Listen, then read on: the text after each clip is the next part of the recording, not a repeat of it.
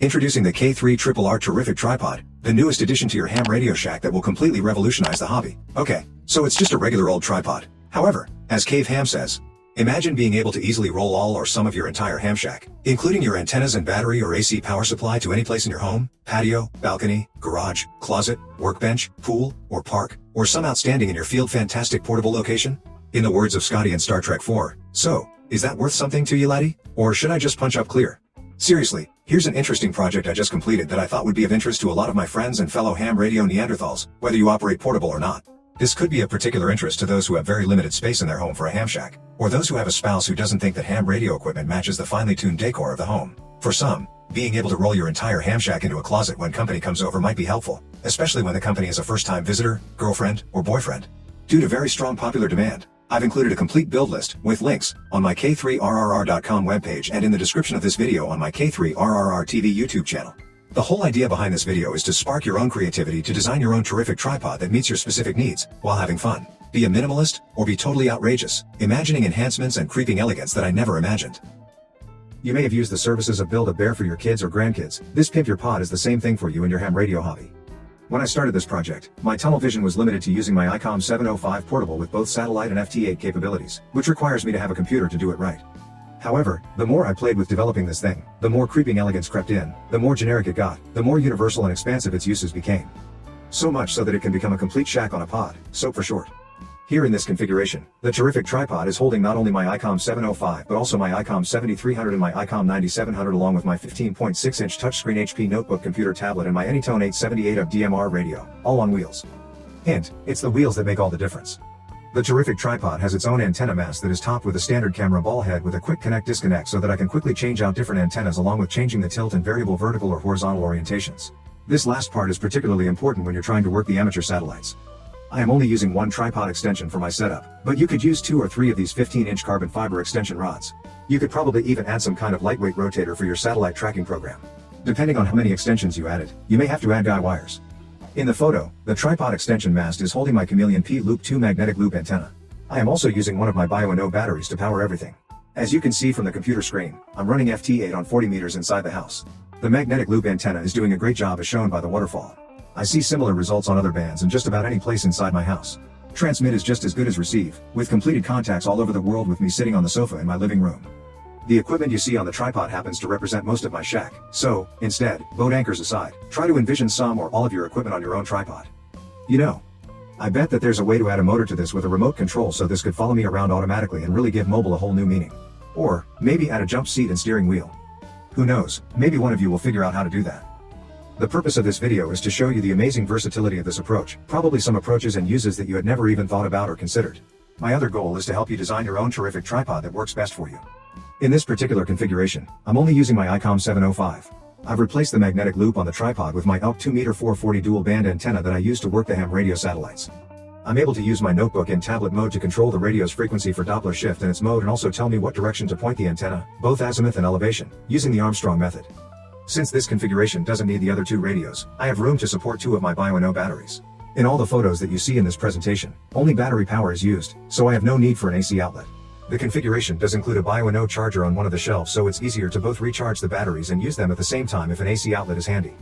The software that I'm using on the computer is PSD Rotator. This is fantastic software that does a great job for satellite tracking even when you don't have a rotator on your system. I've been using the software for years, and it is probably the best ham radio software I've ever used. It really comes down to knowing what kind of parts your personally crafted tripod build will take. I spent a massive number of hours on research to find workable and dependable parts. The good news is that all the parts on the following build list are available on Amazon, and this is anything but rocket science, so even someone like me who has the construction skills of an 8-year-old could assemble this into a terrific tripod. The other good news about all the parts being available on Amazon, with their great return policy on most items, if something doesn't fit, or work or even look the way you want for your own terrific tripod, you can usually return the item to Amazon within 30 days and find the part that will work for you and your build. Note, in some cases, I may receive a tiny affiliate fee if you purchase from my Amazon links. As you know, this never raises the price for you. Danger, Will Robinson. Danger. Seriously, if you decide to build your own terrific tripod, you are solely responsible for what happens. Trust me when I tell you this can be risky when trying to mount expensive equipment on a tripod. I went through many attempts with several tripods, lightweight shelving, extension arms, etc. Much of what I first bought was way too lightweight for my particular equipment, with tip overs galore dumping my expensive equipment in a heap on the floor. Fortunately, I was smart enough to do this on the carpet, and thankfully, none of my equipment was harmed in the making of my terrific tripod, but it could have turned out badly. Even though the build list describes what I found worked for me, it may not be adequate for what your uses may include. The biggest risk for me was trying to use an undersized or lightweight tripod. Only try to build your terrific tripod on a very heavy-duty tripod that can stand the weight and any created torque from your own equipment. Pimp your pod on carpet. Again, I take zero responsibility whatsoever for your build or your attempt to duplicate my terrific tripod. Builders beware. The ICOM 705 has a tripod mount on the bottom of its case. This allowed me to add a holding arm that had a camera mount and clamp to the center column. In upcoming photos, you'll be able to see how this clamp works along with seeing all the other hodgepodge behind the curtain. When I discovered there were easy ways to add shelves to the setup, this meant that I could use either my ICOM 7300 or my ICOM 9700, or both of them, along with the ICOM 705. As you can see from the photos, I can operate all three radios simultaneously on the same tripod. Now consider how this might help you have a ham shack with a very small footprint that could be rolled away into a closet, or from room to room, but I'm getting ahead of myself. The corollary to this is that this same approach will probably work with many of the amateur transceivers that are in the marketplace right now. If your radio is in the 10-pound weight class like my ICOMs, the shelves I use will probably work with your radios equally well. Even though I picked parts for my special needs, the parts list will let you pick and choose what you need for your own version of the terrific tripod. Note, when operating all three radios, I have no choice but to have the 30-amp Bio-No battery on the floor or ground. There's no more room for an additional shelf. However, I could probably use large zip ties to safely strap it to the tripod wheel mechanism. Nota bene, proceed at your own risk with any and all of this. As I mentioned, my early attempts at this collapsed on me at least 4 times, a couple of those times when the tripod was loaded with over $6,000 worth of equipment. I was lucky and was on the carpet and had no damage to my notebook computer, or radios. Don't risk your rigs unless you know it will hold the weight, even if the balance and everything else goes asunder. I don't want to scare you off, but there are a gazillion ways to unceremoniously dump your expensive equipment on the ground, risking damage or death to your radio equipment. For example, if you don't tighten the shelves properly or use the bungee cords for extra support or depend on the leg locks of the tripod to hold the weight, etc., etc., etc. I can tell you from my experimentation the biggest problem is trying to use some rinky-dink lightweight tripod because you think it might be more portable. Even if you only plan on having something very lightweight like the ICOM 705 and no other radios, I would still highly recommend a solid, heavy-duty tripod. Check out my very detailed build list in the description. Again, this is what worked for me. It will not necessarily be what works for you. I assume and accept zero liability of any kind whatsoever for absolutely everything with regard to the construction of your terrific tripod. As I mentioned, my 2 most favored niches of ham radio are satellites and FT8. Both of these can greatly complicate operating portable, especially requiring a notebook computer and a way to charge a notebook when you're out standing in your field somewhere away from AC. With the computer, I can work FT8, plus I can use it with my PSD rotator software to control both my radio and my SDR Play RSP2 to operate full duplex on the satellites using my ICOM 705 with the computer tracking the direction and handle Doppler frequency corrections and rig control automatically. If my terrific tripod is configured like the above photo shows, I can also choose my ICOM 9700 to operate full duplex without needing the SDR Play. I've been operating amateur satellites for nearly 40 years using a variety of different rigs, and the ICOM 9700 is hands down absolutely the best satellite rig ever. Of course, with either radio, I will be using an Armstrong rotator, aka my hands and muscle power, but if I were to get one of the small portable satellite rotators, this notebook computer could also control that, plus handle the logging and rig control. My needs require a computer, but yours may just be for logging and other straightforward stuff, so you can still use the same approach and replace the computer with your tablet with the same holder that I use. See the build list for the specific center column mount that I use. As you can see in the photos, I took away the notebook computer and used my iPad Pro. I wish the iPad Pro had a way to do the same functions as PSD rotator. I know. The secret is to get a Windows tablet. In my case, I have a Windows notebook that easily converts into a Windows tablet. If that had not been the case, I probably would have bought a Windows tablet specifically for this project. If you look closely, you can see that I'm using my OpenSpot 3 with the ICOM 705 for D-Star. The iPad shows that I was tracking satellites when the photo was taken. This video is really designed to show you all the things I did, the mistakes I made, and the parts it took me hours to actually find on Amazon, and so that it might, just maybe, motivate you to do something similar that specifically matches your personal needs. In this case, this gives us our first peek behind the curtain. The first thing that is obvious is that I did not care anything about cable management. This is partly due to the fact that this is a test bed. The primary part is that during this process I was moving the radios back and forth between the terrific tripod and my ham shack's desk. If you look closely, you can see the holding arm that is supporting the ICOM 705 and the way it mounts to the tripod's center column. It may be hard to see, but that's exactly the same way to shelves attached to the same center column. In this case, I used 2 center column extensions to have enough vertical spacing between the 2 shelves and the ICOM 705 support arm. You can also see that the same clamp approach is used for the notebook computer iPad support mechanism. You can also see the way the legs of the tripod are tightened into the wheel assembly. This wheel assembly is surprisingly inexpensive and highly adaptable to most tripods. The wheels are one of the fundamental and key components since they make the entire structure so movable. Here, you can see that I'm using an old slick Universal U212 Deluxe tripod that's pretty beat up.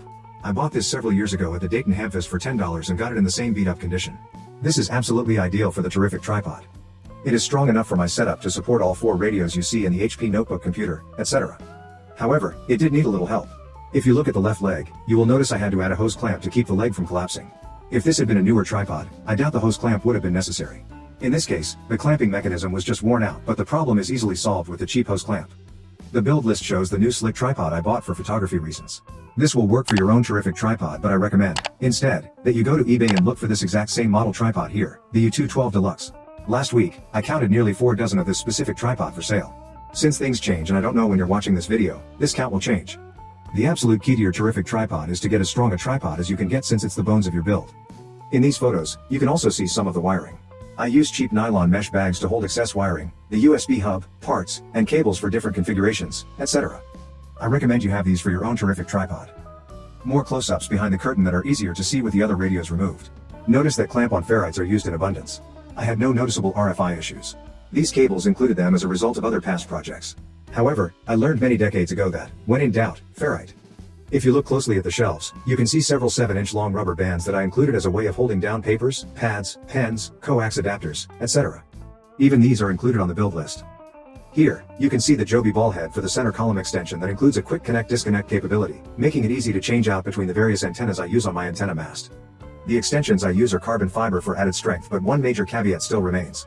You did not want to pull the entire terrific tripod using these extensions. I went through several of these that turned out to be the weakest part of the system. I have not had problems with this particular extension, but have not done any destructive testing to find out how much I can abuse it before it breaks. I do recommend you check the build list and try to get this specific one if you can. The one part of the setup that I think is crucial to making these terrific tripods so terrific are the wheels. Just like when you were 16, you probably could not wait to get your own wheels. In that case, it probably meant a car or truck. In our case here, it means wheels specifically built to move around tripods. When I started, I thought this would be a nice add-on. As it turns out, it's one of the very best and most crucial parts of what I've come up with. The more I thought about this, the more I realized that, with the wheels, this had terrific applications even if you never intend to operate portable for the rest of your life. A lot of folks have major space and other personal and family considerations that greatly limit the footprint ham radio can take in your own home, or even possibly your office.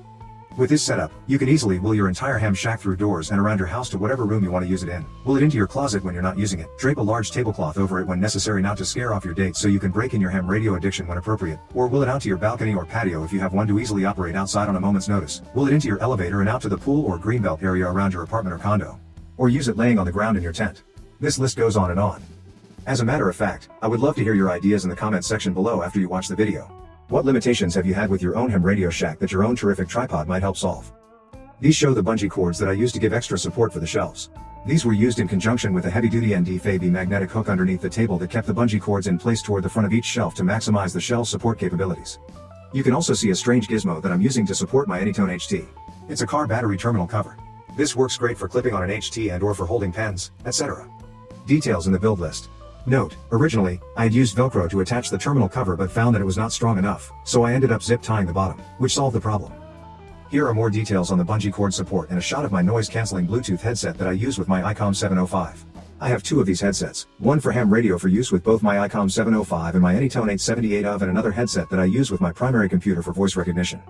This Blue Parrot headset is especially good for voice recognition since it's a noise-canceling headset. You can see how handy these 7-inch long rubber bands might be. Also, you can see the rubber mat that comes with each shelf. Each shelf also comes with a super wide elastic band that you see on the left. There is one additional gizmo I've been meaning to mention since it was not included when I took all of these photos. A portable mini travel wireless pocket VPN Wi-Fi router. These are cheap, have a very small footprint, and are surprisingly very powerful. I use one of these whenever we travel and use hotel Wi-Fi. I consider this very useful with a terrific tripod since you may be wheeling it around when you need to connect to an unknown Wi-Fi connection. The one I use for the terrific tripod is included in the build list. Here, you can see a very small compass that happened to fit into a slot on my particular tripod. This is done primarily so I had a sense of direction for setting up the tripod when using this with satellite passes, or using the Elk Yagi antenna for terrestrial communications. The other photo shows the power analyzer multimeter for tracking battery status and power usage. These things are great. I have several of them, all with power pole connectors. Also shown is my Elecraft T1 antenna tuner that I use with my QRP rigs. I absolutely love this tuner. I sold my first one and regretted it, so I ended up buying another one. It works great with the ICOM 705 but is not automatic. I ended up changing over to the Z11 Pro 2 LDG Electronics automatic antenna tuner, which automatically tunes both the ICOM 705 and the ICOM 7300, with the added benefit of being able to handle much more power than the T1. I have 2 of these same LDG tuners and am very pleased with their performance. This Anytone 878 UV is my most favorite HT out of the 5 different ones that I own. This is both DMR and analog. Since this photo was taken, I have upgraded to version 2 of this Anytone 878 UV+. This is my go-to radio when I leave the house so that my Kenwood D74 can continue to be pampered as it has been since birth. The OpenSpot 3 is my hotspot for DMR and D-Star. The other picture shows how one of the 15-inch center column extension rods connects to the tripod as well as to the Joby ball head. These extensions have a standard camera mount, female on the bottom, male on the top, and as I mentioned, these can continue to be stacked as high as you realistically want to go, 15 inches at a time. In my case, I wanted to be able to easily reach the quick connect at the top so that I could change out antennas. Yes, I know. I could have put the ball head and quick connect at the bottom next to the tripod instead of at the top of the first extension. My primary concern about doing that was the added moment arm torque that could compromise the carbon fiber extension rod with the weight and torque of the magnetic loop antenna. You can see the 20 meters FT8 activity in this close-up photo. I find it remarkable that this Chameleon P2 magnetic loop antenna does this well for both receive and transmit anywhere inside my one-story home. Here, you can see the antennas have been removed from the quick connect mount. Instead, I'm using a quick release jaw mount to hold my Wolf River Coils mini silver bullet antenna. This antenna does not do well inside the house even when I have the counterpoises connected. However, it does well outside and also does surprisingly well with my primary use of this antenna, which is mobile on the SUV with my ICOM 705 inside the cab of the vehicle. I am finally outstanding in my field. Actually, I'm outstanding in my backyard with my terrific tripod operating solely with my ICOM 705 using my BioNO battery and using both my Chameleon P2 magnetic loop antenna and my Chameleon MPA's 218-inch vertical with a single counterpoise. I absolutely love both of these antennas. In these pictures, you see the loop antenna. I really love the wheels on this terrific tripod.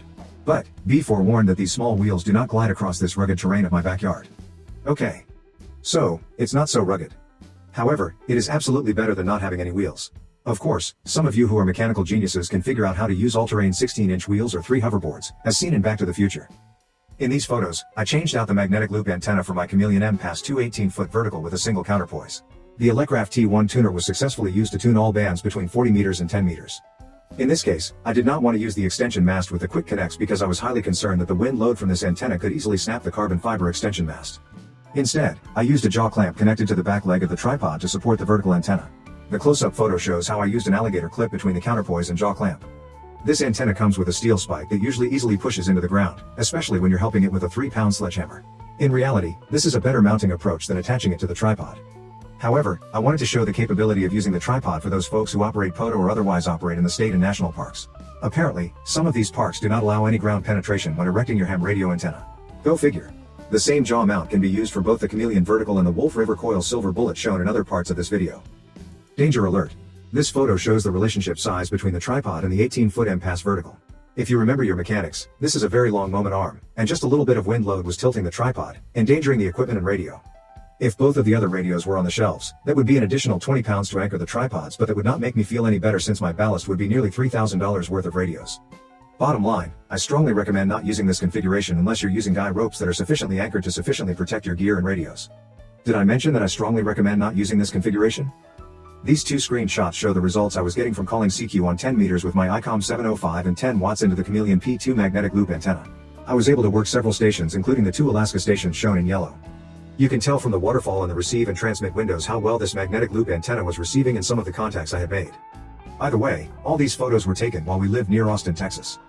Ready to build your own terrific tripod that is customized to your own needs and imagination? If so, I have compiled this detailed build list that shows what I bought to build my own terrific tripod.